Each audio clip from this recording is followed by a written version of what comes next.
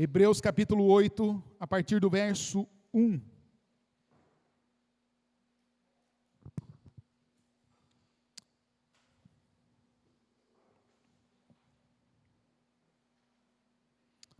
Esse texto vai nos dizer que o ministério de Jesus é superior do que o ministério do sumo sacerdote temporal. Jesus, como nosso sumo sacerdote, tem um ministério superior. E o texto vai dizer assim: o mais importante é que nós temos um sumo sacerdote sentado no lugar de honra, à direita do trono de Deus, majestoso no céu. Ele ministra ali, no verdadeiro tabernáculo, o santuário construído pelo Senhor, não por mãos humanas. E, visto que todo sumo sacerdote deve apresentar ofertas e sacrifícios, era necessário que esse sumo sacerdote também apresentasse uma oferta. Se ele estivesse aqui na terra, nem seria sacerdote, pois já existem sacerdotes que apresentam as ofertas exigidas pela lei. O serviço sacerdotal que eles realizam é apenas uma representação, é uma sombra das coisas celestiais. Pois quando Moisés se preparava para construir o tabernáculo, Deus o advertiu: cuide para que tudo seja feito de acordo com o modelo que eu te mostrei aqui no monte. Agora, porém, Jesus, o nosso sumo sacerdote, recebeu um ministério superior, pois ele é o mediador de uma aliança superior, baseada em promessas superiores. Se a primeira aliança fosse perfeita, não teria havido necessidade de outra para substituí-la. Mas, quando Deus viu que o seu povo era culpado, ele disse: está chegando o dia, diz o Senhor, em que farei uma nova aliança com o povo de Israel e de Judá. Não será como a aliança que fiz com os seus antepassados, quando os tomei pela mão e os conduzi para fora da terra do Egito. Não permaneceram fiéis à minha aliança, por isso eu dei as costas, diz o Senhor. E esta é a nova aliança que farei com o povo de Israel, depois daqueles dias, diz o Senhor. Porei as minhas leis na sua mente, as escreverei no seu coração, serei o seu Deus e eles serão o meu povo. E não será necessário ensinarem a seus vizinhos, nem a seus parentes, dizendo: você precisa conhecer o Senhor, pois todos, desde o mais humilde até o mais importante, me conhecerão, e eu perdoarei a sua maldade, e nunca mais me lembrarei dos seus pecados. Quando Deus fala de uma nova aliança, significa que ele tornou obsoleta a aliança anterior. E aquilo que se torna obsoleto e antiquado, logo desaparece. Amém? Querido, tentando entender a dificuldade de, muitas vezes nós ouvimos a palavra de Deus, mas achamos que ela é tão... só isso. Mas não precisa de algo mais. E aí muitas vezes nós acabamos não aceitando muito bem a palavra de Deus, porque é só isso. É só. né? Aquele homem centurião chegou lá para o Paulo e para o Silas na cadeia, e quando ele viu a cadeia aberta e ele queria se matar, e ele olha, ele fala, o Paulo fala para ele, olha, não se mata, está todo mundo aqui. E aquele homem, espantado com aquilo, ele fala, mas o que eu tenho que fazer para ser salvo? O homem falou, nada, você não tem que fazer nada, porque para a sua salvação já foi tudo feito. O que você precisa agora é crer no Senhor Jesus Cristo e será salvo, você e sua casa. E o cara, tipo assim, mas só? Mas apesar disso, no primeiro século do cristianismo, da era cristã, um cristão, ele fez a seguinte oração: Senhor, tu não tens a obrigação de me querer. Tu não tens a obrigação de me querer. E eu também não tenho condição de te querer. Mas, se tu quiseres, porque tu queres me querer, então, tu me levas a te querer com o mesmo querer que tu me queres.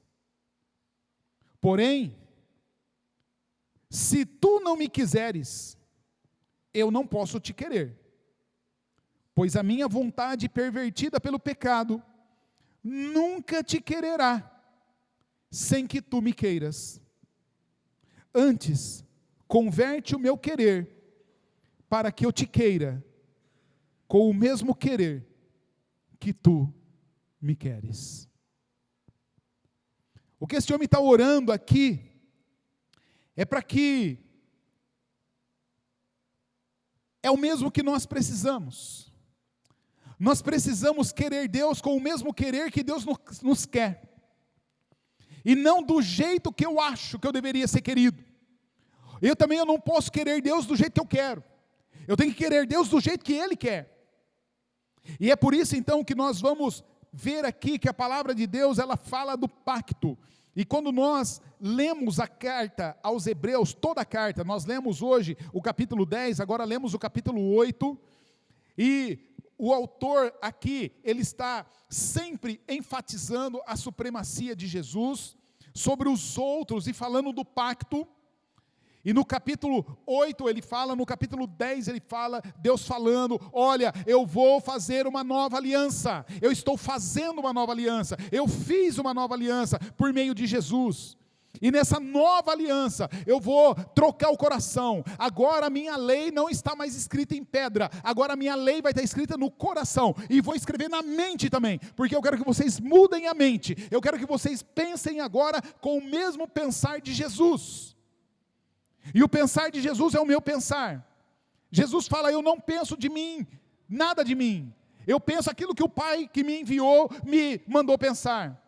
Eu penso igual o meu Pai. A minha vontade está submetida à vontade do meu Pai. E eu faço a vontade do meu Pai que me enviou. E Jesus fala, e vocês serão meus amigos, serão meus discípulos, se fizer aquilo que eu mando, se for meu imitador. Paulo, ele vai falar para mim, para você, olha, não tenta inventar moda. Não tenta fazer um cristianismo, lá Paulo, lá igreja não sei o quê, lá fulano de tal, não caia nessa loucura. Sede imitadores do Cristo, como filhos amados. É essa a questão que Deus nos traz, fala para nós.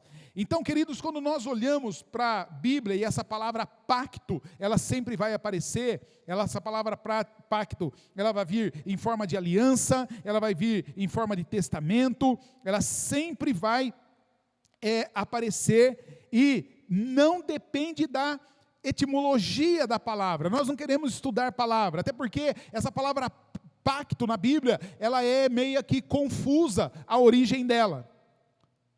Ela é uma palavra do hebraico berit, mas ela pode ter vindo da palavra atuar, que é uma palavra assíria, que é a palavra beritu, Mas, independente disso, o que nós precisamos entender não é a etimologia da palavra, mas é a teologia dessa palavra. E teologicamente, o pacto em si, ele é o fundamento, é a base sobre a qual está edificada a doutrina da salvação. Tem gente falando, olha, eu fiz um pacto com Deus, eu vou lá na igreja tal, e lá eu vou fazer um pacto com Deus, ou eu fiz um pacto com Deus. Querido, você não faz pacto com ninguém. Príncipe, você pode até fazer pacto com alguém, mas não com Deus. Amém? Com Deus você obedece o pacto que Ele estabeleceu. Até porque a única vez que Deus fez um pacto com o homem não conseguiu cumprir. Na primeira oportunidade, ele quebrou o pacto. É isso que Deus está falando. Deus está falando, eu dei um pacto, eu fiz uma aliança, e o homem pecou, errou. Deus fez um pacto adâmico, fez um pacto com Adão. E para que o Adão ficasse bem confortável, Deus coloca Adão no jardim, Deus coloca Adão no Éden, Deus dá de tudo para o Adão, do bom e do melhor. Deus todos os dias desce lá, conversa com Adão, passeia com Adão, com a Eva. Deus falou, Adão, tudo que está aqui é seu, você pode desfrutar de tudo.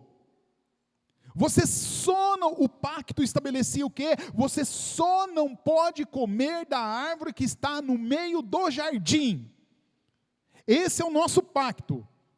E Deus disse, o dia que você quebrar esse pacto, você vai morrer. A única coisa que Deus colocou para firmar o pacto, o Adão vai lá e quebra o pacto. E é por isso que eu e você somos tão carentes, tão dependentes da graça, do favor, da misericórdia de Deus, porque todos nós temos o pecado original, ocasionado na quebra do pacto que Deus fez com Adão. Então, querido, teologicamente, o pacto em si, ele é o fundamento, onde está edificada toda a doutrina da salvação. Sem o pacto, não haveria redenção do homem. Se Deus não tivesse feito esse pacto, o pacto não haveria, o homem não seria redimido. Tão grande é a distância entre Deus e a criatura, que embora as criaturas racionais deva obediência total a Deus como Criador, o ser humano nunca poderia usufruir de nada de Deus, com toda a sua capacidade, com toda a sua intelectualidade, com toda a sua inteligência. O homem não pode usufruir das bem-aventuranças, o homem não pode usufruir das recompensas divinas, a não ser que Deus, de forma bondosa, de forma voluntária, de uma maneira condescendente, partindo de uma iniciativa dele, ele se agradasse de se expressar por meio de um pacto. É por isso que a palavra de Deus diz que a salvação é pela graça de Deus, por meio da fé em Deus e na graça dele. E o Paulo vai dizer, e nada disso é nosso, nem a salvação, nem a graça e nem a fé. É tudo um presente de Deus, é um dom de Deus. E por que é assim? Para que ninguém se ache melhor que o outro, para que ninguém se glorie. Por quê? Porque a glória da salvação não pode ser minha, não pode ser sua, a glória da salvação é de Jesus. No nosso meio, uns caras falam assim, olha, fulano é um ganhador de alma, vamos chamar o irmão que é um ganhador de alma para pregar, para orar, para não sei o quê. Olha, a nossa igreja está aqui meio capenga, então nós precisamos de novos convertidos, vamos chamar o fulano porque ele é um ganhador de alma. Querido, não existe ganhador de alma, o único ganhador de alma é Jesus. Por quê? Porque Ele foi o único que se ofereceu como sacrifício vivo, santo, agradável a Deus. Foi o único que desceu do céu, se fez homem. Foi obediente até a morte, morte de cruz. Deus o ressuscitou ao terceiro dia. E por isso Deus deu a ele um nome que está acima de todo nome, para que ao nome dele, ao nome de Jesus, se dobre todo joelho no céu, na terra, e confesse, Jesus Cristo é o Senhor, e faça isso para a glória de Deus Pai. A glória da salvação não é de nenhuma igreja, não é de nenhum pastor, não é de nenhum pregador, não é de ninguém que é bom demais. A glória da salvação é de Jesus. Então, querido, essa questão do pacto, portanto, o plano de Deus é a garantia para o cumprimento da redenção de Deus em favor do pecador. Na perspectiva da teologia reformada, a doutrina do pacto, ela compreende 3 pactos que consta na Bíblia. Não aparece lá como esses nomes, tá? É a teologia que denominou assim: pacto da redenção, pacto das obras e pacto da graça. O pacto da redenção, querido, é o pacto que foi firmado entre as 3 pessoas da Trindade: Deus Pai, Deus Filho, Deus Espírito Santo. E esse pacto de redimir o homem, de salvar o homem, de providenciar a salvação do homem, esse pacto ele foi firmado entre as pessoas da Trindade, entre a Santa Trindade, antes mesmo da fundação do mundo. Há algumas pessoas que pregam do tipo, como que querendo constranger o pecador a vir a Jesus, e quem constrange o pecador a vir a Jesus é a Bíblia, é Deus, é o Evangelho verdadeiro sendo pregado. Pregador nenhum precisa fazer chantagem com pecador nenhum, até porque não cola, porque o pecador ele só vai a Jesus quando o Espírito Santo de Deus concede vida ao pecador. E aí então o pecador tem a sua mente iluminada, e então ele é convencido do pecado, da justiça e do juízo de Deus. Mas pastor, pregador, ficar tentando convencer, não tem o menor resultado, não tem a menor eficácia. Então tem gente que fala assim, olha, Deus está muito triste com o seu pecado, Deus está desapontado com você, Deus não esperava isso de você. E a Bíblia diz mentira. Porque Deus, antes da fundação do mundo, antes dele fazer o mundo, logo antes dele fazer o homem, porque o homem foi a sua última criação, Deus Pai, Deus Filho, Deus Espírito Santo, eles já tinham firmado um acordo de salvar o mundo. E nesse acordo de salvar o mundo, eles já tinham estabelecido o que cada membro da Trindade, como cada um iria contribuir com as suas obrigações. E já tinha essas obrigações definidas dentro desse pacto redentivo. Deus Pai entraria na história como o autor do plano. Deus Pai foi o arquiteto do plano. Deus Filho foi o executor do plano. Foi o mediador, foi o fiador. Foi aquele que pagou para ver. E o Deus Espírito Santo foi o aplicador do plano.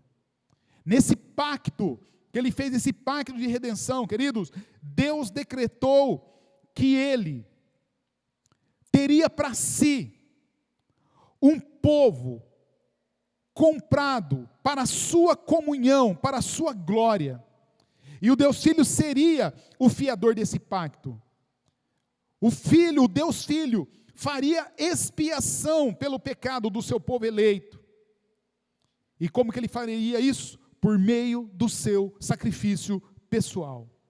E o Deus Espírito Santo, por sua parte, iria regenerar aqueles que haveriam de crer, regenerar os crentes. O Espírito Santo ia conceder fé, ia presentear os crentes com a fé. Para quê? Para que pudessem receber a graça de Deus. E então, isso foi pactuado na eternidade, e tornou-se o processo efetivo na história do homem. E é só assim que nós somos salvos. Sabe o que é detalhe? O detalhe é que Deus fez todo esse plano, quando o homem ainda não tinha pecado. Na verdade não tinha homem, na verdade não existia o universo, não existia o mundo. A Bíblia diz que a terra era sem forma e vazia, e o Espírito de Deus pairava sobre a face das águas. E Deus já tinha esse plano. Então, querido, você acha mesmo que o meu pecado, o seu pecado pegou Deus de surpresa? Deus falou, oh, meu Deus, eu não esperava isso de você. Deus já esperava que nós pecássemos contra a santidade dele. E Deus já preparou como é que nós seríamos reabilitados de novo com ele, através dele. Não por nós, não pela nossa força, não pela nossa capacidade, mas pela graça de Deus. O outro pacto, eu já falei dele, é o pacto das obras. Agora já tem homem, agora já tem Adão, agora já tem Eva. E Deus então, ele faz com Adão e com Eva esse pacto, e Deus então ele diz ao homem: mas o Senhor Deus ordenou, coma à vontade dos frutos de todas as árvores do jardim. Aqui não tinha o pecado da glutonaria, aqui podia comer à vontade, exceto da árvore do conhecimento do bem e do mal. Era uma condicional, se você comer desse fruto, com certeza você morrerá. É certeza você morrerá. Querido, é muito interessante que quando Jesus vem ao mundo, quando Jesus está no mundo, o João, apóstolo João, ele vai fazer a seguinte descrição, ele diz assim, olha, Jesus era a luz do mundo, e ele veio a este mundo que era dele. Antes ele fala que ele criou todas as coisas foram feitas por ele, sem ele nada do que foi feito se fez. E ele fala, e agora então ele vem no mundo, só que ele era a luz do mundo, só que os homens o odiaram, porque os homens preferiram as trevas. Por quê? Porque as suas obras eram más, e a fim de que as suas obras más não fosse manifestada pela luz, então os homens falaram, cai fora Jesus, não queremos você. A mesma coisa aconteceu no jardim. Adão estava lá, a Eva estava lá, Deus tinha dado tudo, Deus descia, passeava com eles, conversava com ele todos os dias, mas num determinado dia, vem a serpente e encontra com a Eva e fala, Deus falou para você não comer nada aqui do jardim, que Deus mão de vaca, hein?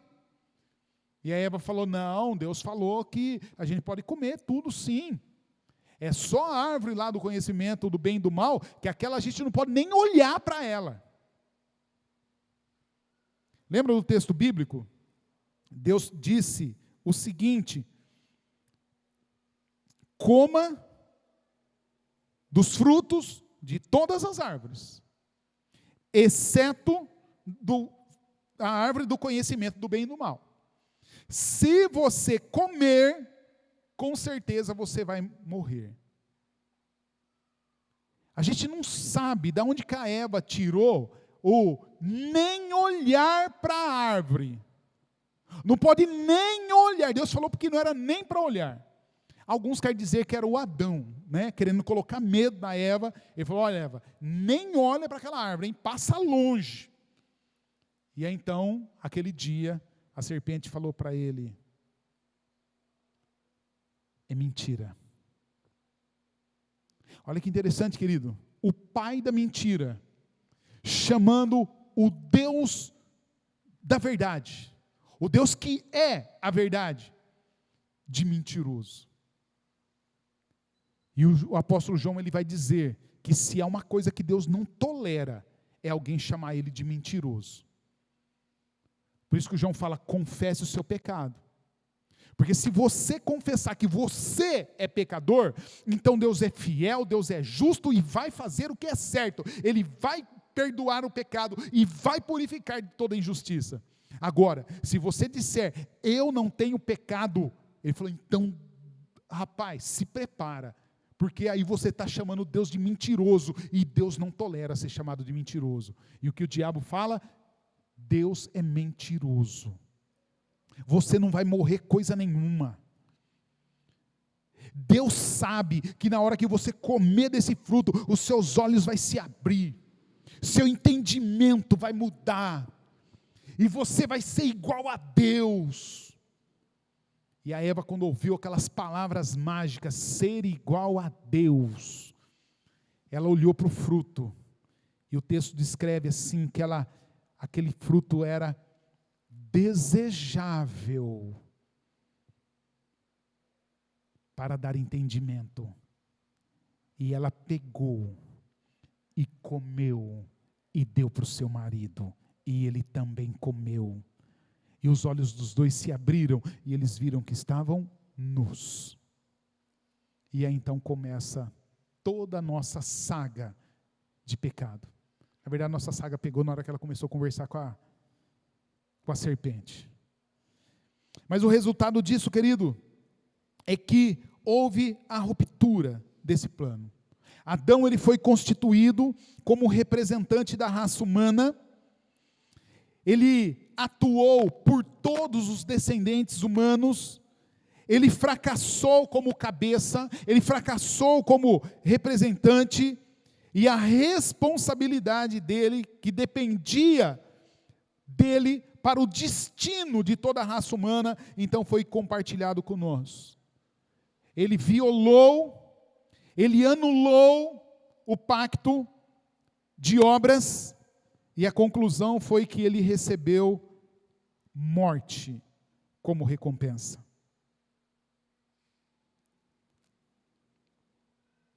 E o pior, ele imputou esta morte a todos nós. Todos os homens, de todas as nações, de todas as gerações, nascem com esse pecado.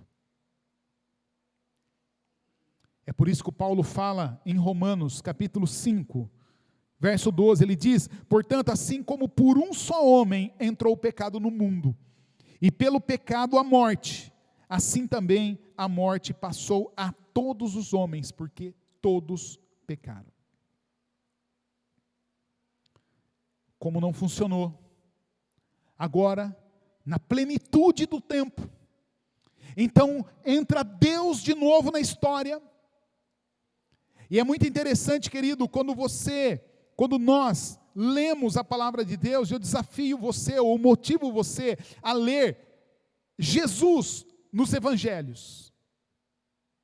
Leia em Lucas o nascimento de Jesus, porque quando o Adão falha, quando ele quebra esse pacto de obras com Deus, Deus então ele entra em cena, e ele promete que na plenitude do tempo, ele colocaria em execução um outro plano, que era o plano que ele tinha desde antes da fundação do mundo, que agora ele daria o nome de plano da graça. E ele diz o seguinte para o diabo, ele fala: olha, da mulher vai nascer um descendente, pequeno, bebê, criança. E esse bebê vai crescer e vai esmagar a sua cabeça, e você só vai lhe ferir o calcanhar. E aí, então passa a história se cumpre, e aí, então na plenitude dos tempos, Deus orquestrando, dirigindo toda a história da humanidade, Deus entra em cena. E como é que Deus entra em cena? Estabelece o rei de Roma, estabelece que Roma conquistaria todo mundo conhecido e dominasse sobre Israel. Deus determina ali que 6 meses antes,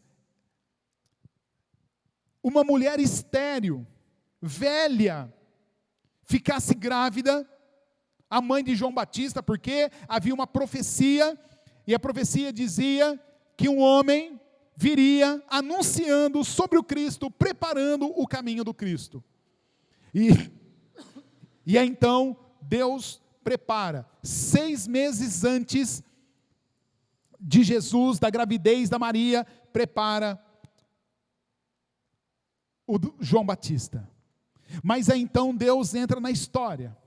E é tão interessante, querido, quando você lê a história de Jesus, a educação de Deus, e Deus vem com toda a educação, e pede licença para uma menina, uma adolescente, de 15 anos, prometida em casamento, e Deus chega para aquela adolescente, pelo meu anjo, e fala: olha, eu preciso entrar no mundo para colocar em execução um plano que eu tenho desde antes de fundar o mundo, e você quer participar comigo disso? E então ele expõe o plano, e aquela menina admirada, ela pergunta, fala: mas como pode isso se eu não sou casada? Como que eu vou ficar grávida se eu não tive relação sexual com meu marido ainda?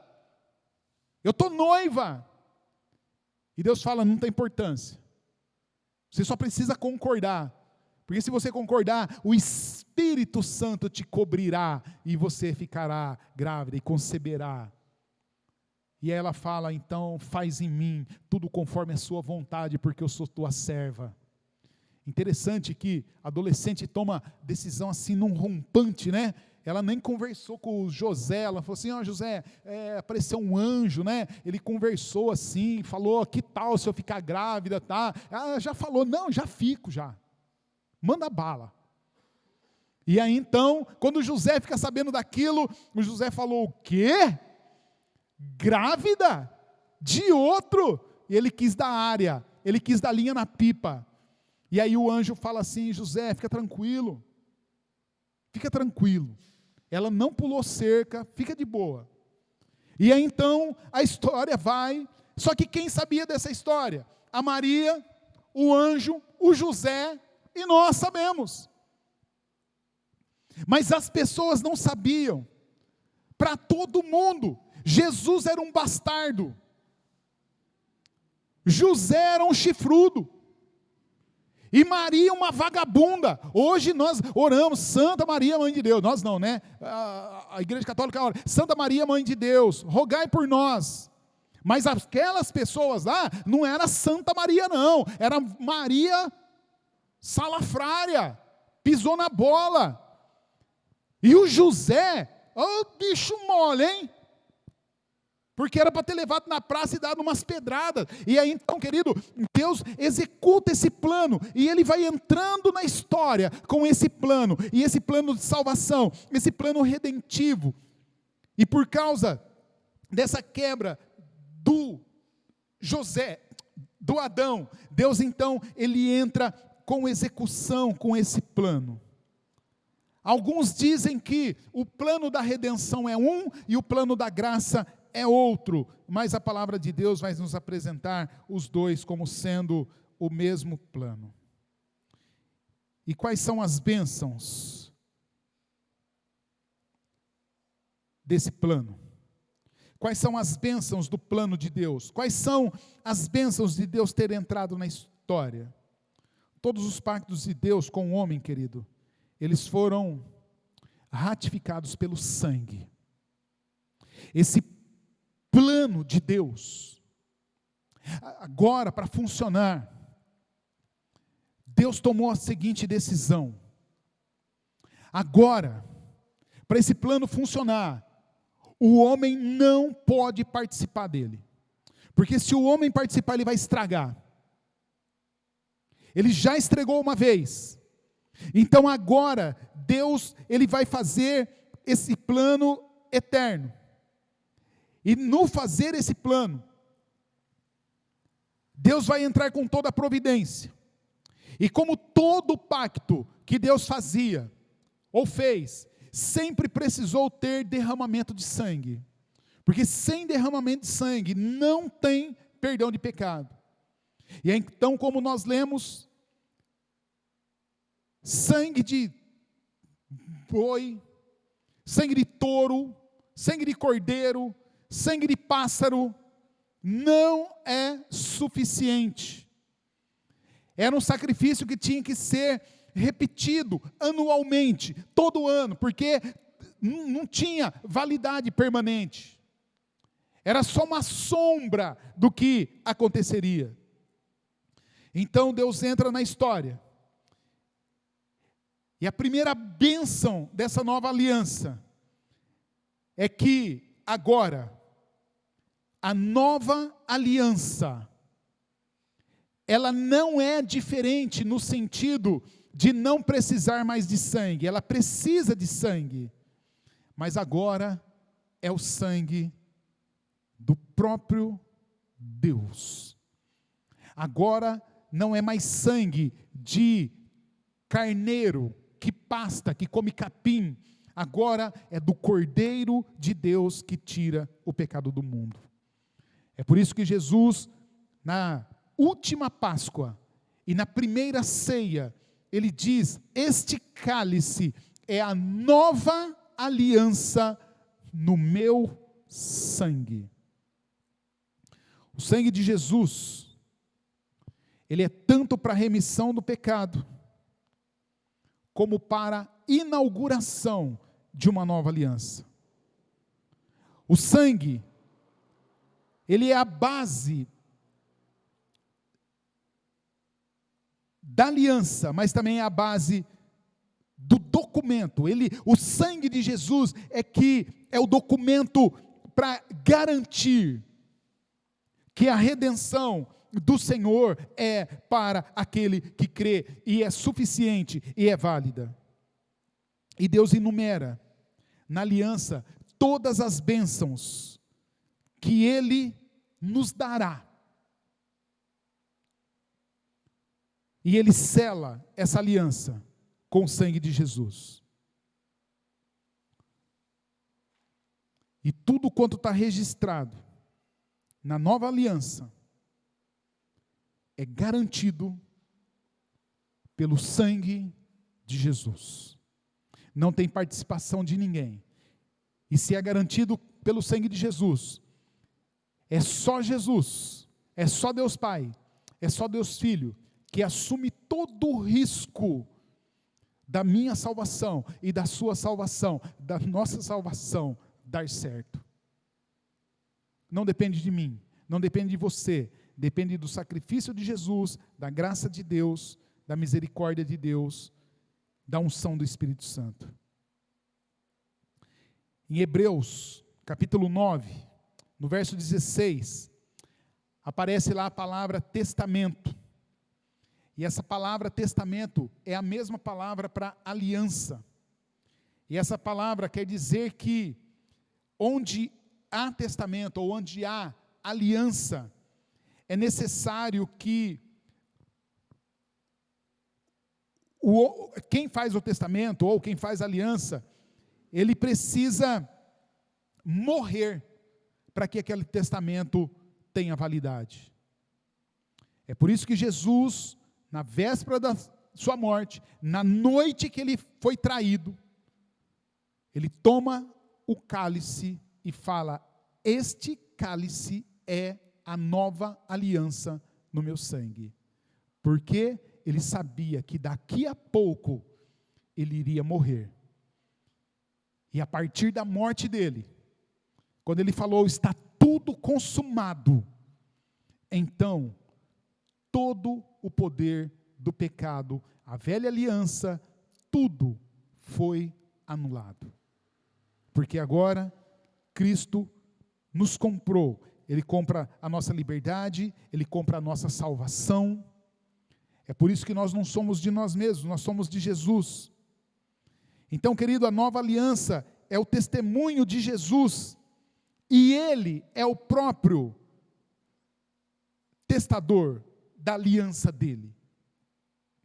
Ao redigir-se um testamento, é necessário que haja um testamenteiro, alguém que leia o testamento, para que faça cumprir o testamento.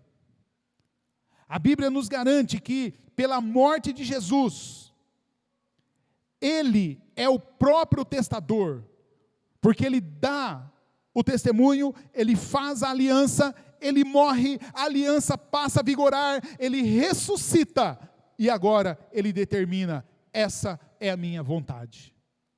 É para isso que eu vim, é isso que eu vim fazer, e agora então Ele tem todo o poder. E é por isso que depois da sua morte Ele fala, todo o poder, toda a autoridade foi dada a mim, no céu e na terra.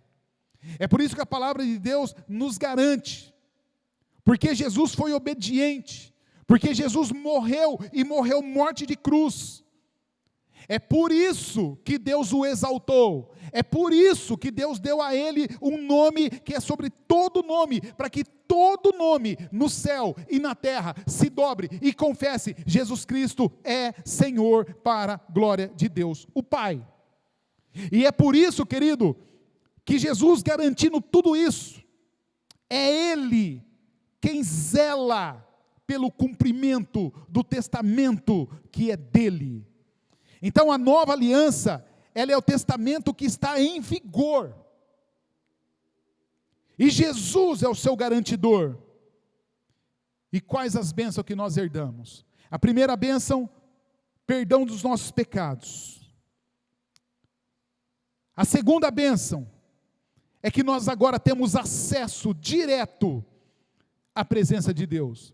Não precisamos de um intermediário, não precisamos de sacerdote, não precisamos de pastor, não precisamos de líder, não precisamos de um crente maior, de um crente superior. Qualquer pessoa que creia que Jesus Cristo é Senhor, qualquer pessoa que creia que Deus ressuscitou Jesus dentre os mortos, essa pessoa é salva, é liberta, é perdoada e tem total acesso à presença de Deus, a qualquer dia, a qualquer hora, em qualquer lugar. A terceira bênção é que o Espírito Santo de Deus, ele passa a fazer morada em nós. Querido, o Espírito Santo não mora nesse prédio. É por isso que nós vamos sair daqui e vamos nos reunir em outro lugar. E vamos dizer, olha, a igreja agora se reúne em tal lugar. Porque prédio não é igreja. Deus, o Espírito de Deus não habita em templos feitos por mãos humanas. Deus não mora aqui. Deus mora em mim, Deus mora em você. É por isso que nós somos igreja, é por isso que nós nos reunimos. E essa bênção, ela só foi possível por conta do pacto da graça de Deus. O Espírito Santo habita em nós e dirige as nossas vidas. E a última bênção, nós podemos ter conhecimento íntimo com Deus.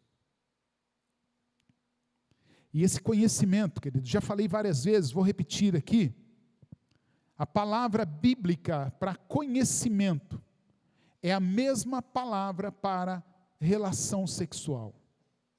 A Bíblia não está dizendo que nós vamos ter relação sexual com Deus, tá bom? Não é essa heresia. Mas a Bíblia está dizendo que a palavra é a mesma coisa.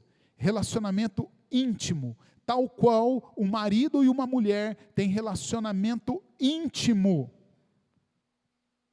Assim o crente tem relacionamento íntimo com Deus. E quem possibilita isso? O pacto da graça de Deus. Por isso, querido, não precisamos de qualquer outra coisa. Não precisa de oração forte, não precisa de óleo, não precisa de rosa, não precisa de sal, não precisa de vassoura, não precisa de ir para Israel, não precisa de água de lugar nenhum. O que nós precisamos é de Jesus. Qual que é a conclusão disso? A nova aliança é o meio estabelecido pelo próprio Deus, para que o próprio Deus possa se relacionar conosco. Jesus Cristo é o único mediador desta aliança, e aqueles que se acham conectados com Jesus pela fé, são abençoados por Deus, com toda sorte de bênçãos espirituais. É por isso que o autor aos Hebreus, que fica comparando o tempo todo a supremacia de Jesus, a supremacia da graça, ele conclui o livro, a carta aos Hebreus, dizendo assim: ora, o Deus de paz, que tornou a trazer dentre os mortos Jesus, o nosso Senhor, o grande pastor das ovelhas. E como ele fez isso? Pelo sangue da eterna aliança, que ele vos aperfeiçoe em todo bem. Com que objetivo? Com que objetivo Deus nos aperfeiçoa em todo bem? Com que objetivo Deus nos salva em Jesus? A salvação em Cristo Jesus, querido, não é só um passaporte para ir para o céu, mas é para cumprirdes a vontade de Deus, operando em vós o que é agradável a Ele diante dEle, por meio de Jesus Cristo, a quem seja a glória para todo o sempre. Amém. Amém? Que Deus nos abençoe. A salvação é pela graça, por meio da fé, e ela tem o objetivo de eu e você cumprirmos a vontade de Deus. Deus opera em nós, para que nós possamos responder de maneira agradável a Ele, diante dEle, em Cristo Jesus, para a honra de Jesus. Vamos ficar em pé.